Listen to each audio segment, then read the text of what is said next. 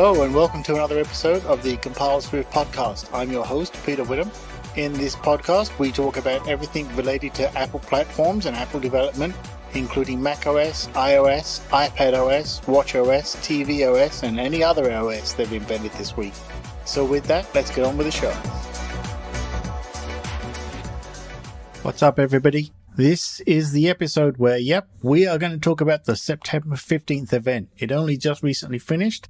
I got a bunch of notes to go through here, and I have kind of tried to distill it down to things that matter from a developer's perspective, plus a few of the more, obvious things. So first up, Apple Watch. We already knew all the details about watchOS 7, so nothing to go over there. We have the new Apple Watch Series 6, of course. There is, interestingly, a new blue, an updated gold, graphite, and product red colors. And I gotta say, the product red version looks absolutely stunning, and at least in the pictures, that is very tempting indeed. There's a new sensor in there as well that will measure the blood oxygen level. And I think this is a good thing, right? And this is a good sign. We continue to see with every new version of the watch, new sensors, new health monitoring, and someone who has health conditions. I think this is good news. This is a good trends that we're seeing with these devices. There's also a new brighter display for outdoors, that always on display. There is a new version as well, and I should say, as with everything, we can't just have one version now. So there is now the Apple Watch SE, which is coming in at a lower price. The SE is tagged at $279, and the Apple Watch 6 starts at $399. So you've got a computer on your wrist and you're kind of paying computer prices at this point. So anyway, that's the Apple Watch. Now moving on, let's talk about the iPad next. So we saw a revamp in the sort of what I call the standard iPad. So the iPad 8th generation is now going to be available. It's got a 40% faster CPU. There is 2 times faster on the GPU as well. It starts at $329, and interestingly, it supports the original Apple Pencil, at least as far as I can tell, which is a little weird to me at this point, but okay. And interestingly to note here, I think it's got the standard Lightning connector, and that's something important for this next part that I'm going to cover, which is the iPad Air. So we have a new version of the iPad Air. The design matches the Pro, that sort of more square bevel that I really like, and I so badly hope the phone looks like it too. It'll be an instant purchase for me if the phone does. But I really like this squarer bevel on the Pro, so I'm glad to see it on the Air. Interestingly, it's got the USB-C connector, which is why I mentioned the Lightning on the standard 8th generation. So, you've got that USB-C connector now in there on the iPad Air that is slowly starting to appear on other devices, thankfully. It also works with the Magic Keyboard cover, which I think is a smart move from Apple.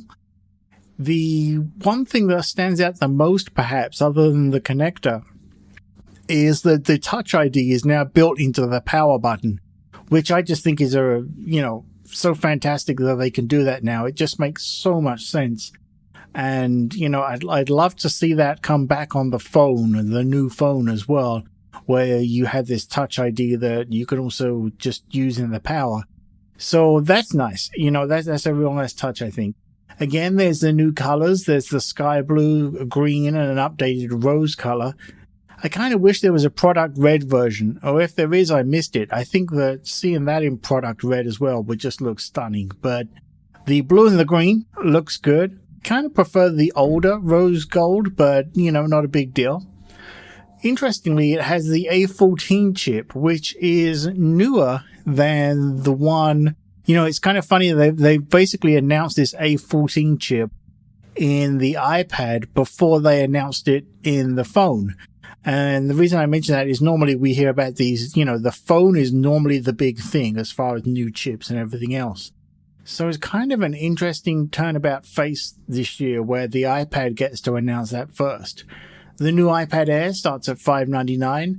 Like I say, if you're not using a Pro or you're not interested in the Pro, The iPad Air, I think, is a really attractive offer now, both in design and features at that price point. Interestingly as well, Apple also announced the new AppleOne service that we'd all sort of heard about on the rumor mill. Basically, you get all of Apple's services in, well, they said one simple plan, but of course, it's never that simple. It actually breaks down into 3 tiers. So let me go over those very quickly. And you have the individual plan, which is $14.95. That's US dollars a month. For that, you get the music, Apple Music, you get TV Plus, Arcade, and 50 gig of iCloud, which, 50 gig, I mean, come on, seriously, Apple, you can afford to give us more space than that. But anyway, there's also a family plan version, which is $19.95 a month for 5 family members. For that, you get music, TV Plus, Arcade, and 200 gig of iCloud. Again, come on, Apple. Seriously, other people are offering bigger storage space than that. 200 gig for all of the photos that you want us to take on the phones and the videos and everything else. That is not a lot of space. I think you can do better, to be honest. And then finally, where available, there's what they call the Premier plan, which is basically a family plan. It's $29.95 a month. Now, finally, on that, you get 2 terabytes of iCloud space. You get the music service, you get TV Plus, Arcade, News Plus, and then the new Fitness Plus service that they announced today, which is kind of taking on, I guess, Peloton and all those other people with these health fitness services, So that's interesting. So that's $30 a month. Now, $30 a month is kind of getting up there a bit if you've only got a couple of people and you want to do like a family plan. So, there's that. But it does have the 2 terabytes of iCloud space. So kudos on that. But again, 5 people, 2 terabytes of space. Is that 2 terabytes each or 2 terabytes for the family? That would be a question. So let's take a quick break and I'll wrap up the other new stuff when we get back. Time for a break. Let's talk about Spotify for a second.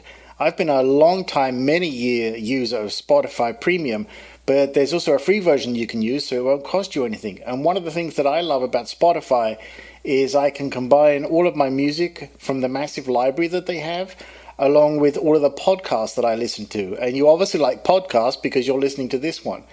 So on Spotify, you can follow your favorite podcasts to make sure that you never miss an episode. They're just delivered right to you. And it's also super easy to share with other people. I'm always sharing on Instagram and all the other social networks on my devices, things that I listen to on Spotify. So go ahead and download the Spotify app today and search for the CompileSwift podcast. It's in there along with all the other podcasts you like to listen to, I'm sure. So go ahead and download the Spotify app today. Break time over. All right, so on top of the hardware announcements, it was also announced that tomorrow, September 16th, we will get the new iPad OS, iPhone OS, Watch OS, and TV OS versions. Interestingly, no mention as far as I could tell of the Mac OS, the Big Sur Mac OS 11 release. But at least we're getting version 14 of iPad, iPhone, and then, of course, the new Watch and TV OS as well. Funny little thing, though, that's happened, and a little bit of, it's never Apple with that controversy, right? So they've also made available today the Gold Master, the GM versions, which means developers essentially get 24 hours to test against the GM releases of the OSs before they go live, which, I don't know, that's kind of weird to me. I mean, if there's any last minute breaking changes that they've put in there, even if developers were to scramble and try and get, fix up their apps to be compatible, I seriously can't see them getting to the store, being reviewed and everything else and going live in the store between now and the release of the OSs tomorrow. So I really don't know what's going on there, but bit of a peculiar move from Apple. It almost feels kind of a bit last minute and like they're doing it because they didn't feel they had too much to really impress us today, which, I kind of would disagree with. I feel like there's some impressive new hardware today, so I don't know what the deal is. We also got Xcode 12, a good GM release today as well.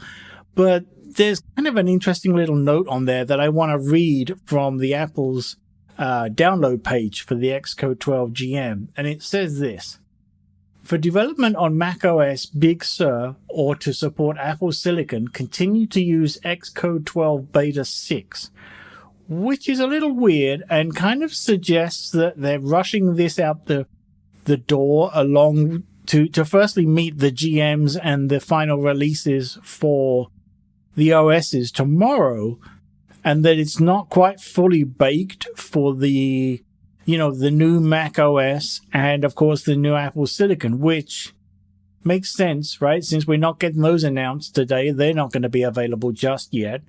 So, again, it's kind of a weird scramble, I feel, to get various parts aligned from Apple this year. And I don't know, there seems to be a bit of a trend with them lately where, they're normally just masters at aligning things to make it sound great as everything gets released in a sensible flow, whereas this year it seems kind of like a run to the finish line and everything's not lining up quite right.